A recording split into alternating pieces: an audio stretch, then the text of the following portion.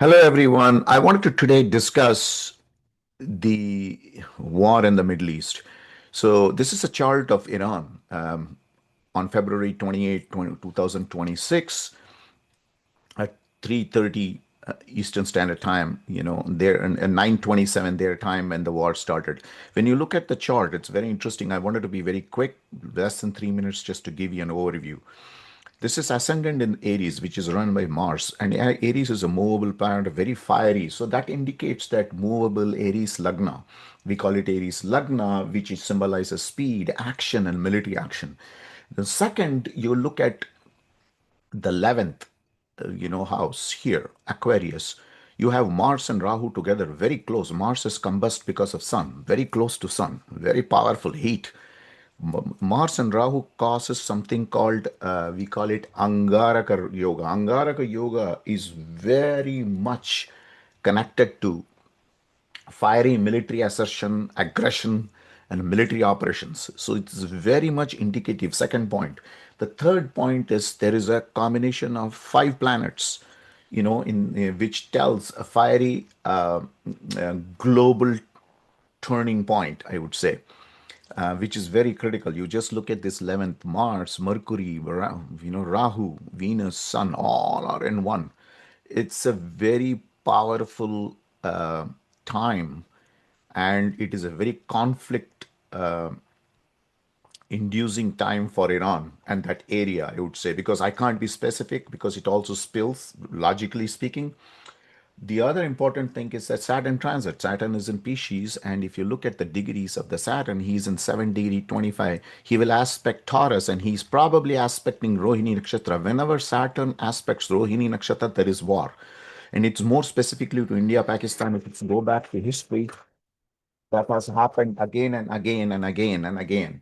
So the other part I wanted to talk about was the Mercury retrograde, Mercury RX. You see the Mercury RX here. This means Mercury is retrograde, and that is also miscommunication between people, the country, and the world. So there could be confusion, there could be miscommunications, and that could lead to a war. The another important thing about this whole thing is that there are a couple of texts, very important text in Vedic system, which is connected to astronomy and global geopolitics politics. It predicts even the earthquakes and how does everything moves. In that there is a concept called Graha Yuddha. Graha Yuddha means when two planets are very close to each other, less than 1 degree, they start a war. And they have named five planets as Tara planets, which will be interacting during any major war in a country. And those are planets are Mars, Mercury, Venus, Sun, and Jupiter. So interestingly, all of these planets with the Rahu combination are interacting at 11th. Now, when you look at Jupiter, Jupiter is in Gemini, he is aspecting Aquarius.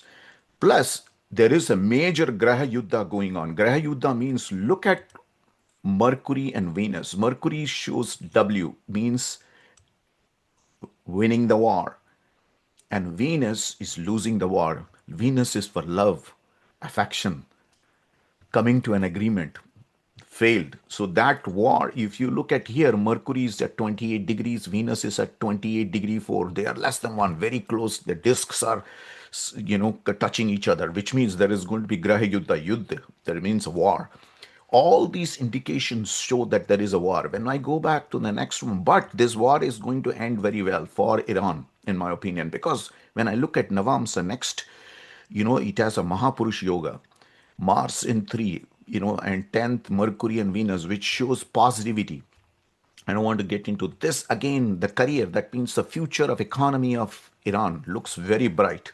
There are multiple Mahapurush yogas here: Saturn, Jupiter, Rahu, Sun, and Ki. That means he will shine. The country will shine, in my opinion. And then finally, when you come down to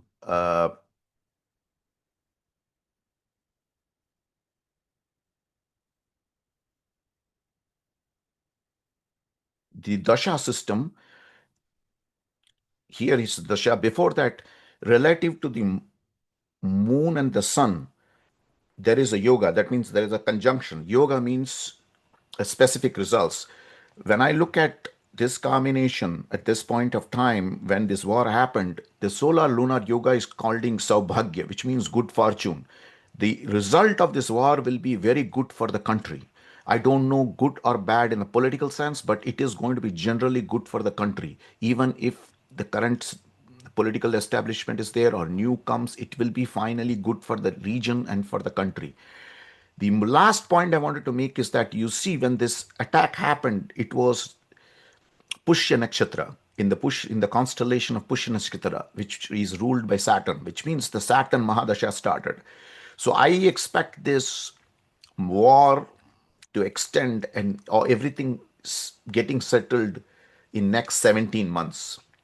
So I hope this was a high level snapshot of what's going on. I hope everything works out for everyone. Let peace prevail in this universe. Let God bless humanity. God bless Iran. God bless the region. God bless United States of America. God bless the universe. Thank you. Bye.